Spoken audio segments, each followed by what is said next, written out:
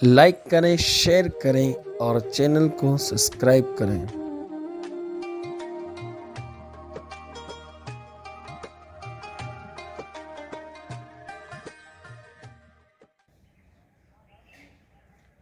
السلام علیکم ورحمۃ اللہ وبرکاتہ۔ پروگرام انوار شریعت کے اندر آپ تمام کا خیر مقدم ہے۔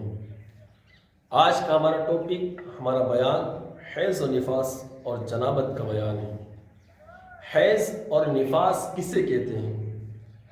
بالغہ عورت کے آگے کے مقام سے جو خون عادی طور پر یعنی قدرتی طور پر نکلتا ہے اور بیماری یا بچہ پیدا ہونے کی وجہ سے نہ ہو، اسے حیض کہتے ہیں۔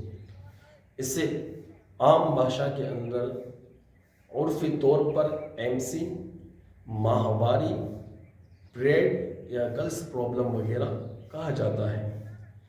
اس کی مدت کم سے کم 3 دن ہے اور زیادہ سے زیادہ 10 دن۔ اس سے کم یا زیادہ ہو تو بیماری یعنی استحاضہ ہے، اور بچہ پیدا ہونے کے بعد جو خون آتا ہے اسے نفاس کہتے ہیں۔ نفاس میں کمی کی جانب کوئی مدت مقرر نہیں اور زیادہ سے زیادہ اس کا زمانہ 40 دن ہے۔ 40 دن کے بعد اگر جو خون آئے تو وہ استحاضہ ہے۔ حیض و نفاس کا کیا حکم ہے؟ حیض اور نفاس کی حالت میں روزہ رکھنا اور نماز پڑھنا حرام ہے۔ ان دنوں میں نمازیں معاف ہیں، ان کی قضا بھی نہیں، مگر روزوں کی قضا اور دنوں میں رکھنا فرض ہے۔ اور حیض اور نفاس والی عورت کو قرآن مجید پڑھنا حرام ہے، چاہے دیکھ کر پڑھے یا زبانی، اور اس کا چھونا چاہے اس کی جلد ہو، ایک حاشیہ ہو، ایک پارہ ہو یا ایک آیت ہو، ہاتھ یا انگلی کی نوک یا بدن کا کوئی حصہ لگے، یہ سب حرام ہے۔ ہاں، جزدان میں قرآن مجید موجود ہو تو اس جزدان کو چھونے میں کوئی حرج نہیں۔ اگلا سوال یہ ہے، جسے احتلام ہو اور ایسے مرد عورت جن پر غسل فرض ہے ان کے لیے کیا حکم ہے؟ احتلام یہ مردوں کو ہوتا ہے اور اسے عرفی بھاشا کے اندر، لڑکوں کی بھاشا کے اندر عام طور پر نائٹ فیل کہا جاتا ہے۔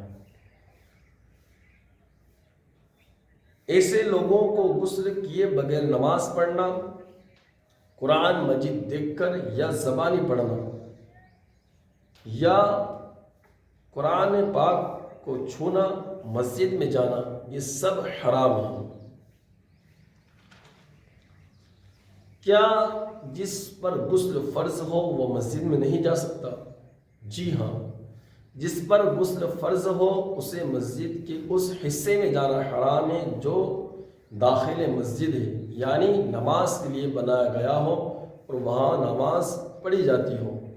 وہ حصہ جو فنائے مسجد ہے، جیسے استنجا گھر، غسل گھر یا وضو خانہ وغیرہ، اس جگہ جانے میں حرج نہیں، شرط یہ ہے کہ ان میں جانے کا راستہ مسجد سے داخل ہو کر نہ جاتا ہو، نہ گزرتا ہو۔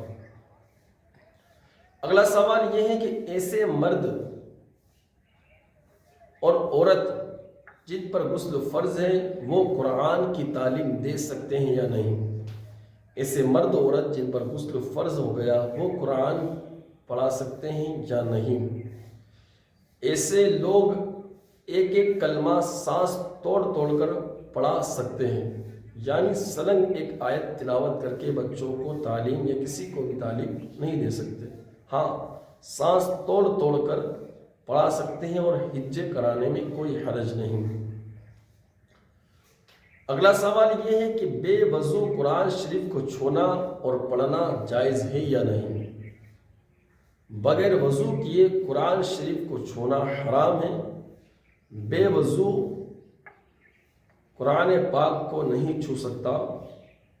بے وضو زبانی یا دیکھ کر پڑھے تو کوئی حرج نہیں، لیکن قرآن پاک کو چھونا، اس کی آیتوں کو چھونا، چاہے وہ ایک پارہ ہو، ایک آیت ہو، ایک پنہ ہو، اس کو چھونا جائز نہیں، حرام ہے۔ بغیر چھوئے قرآن پاک کے کسی بھی حصے پر ہاتھ نہیں لگا سکتے۔ السلام علیکم ورحمۃ اللہ وبرکاتہ۔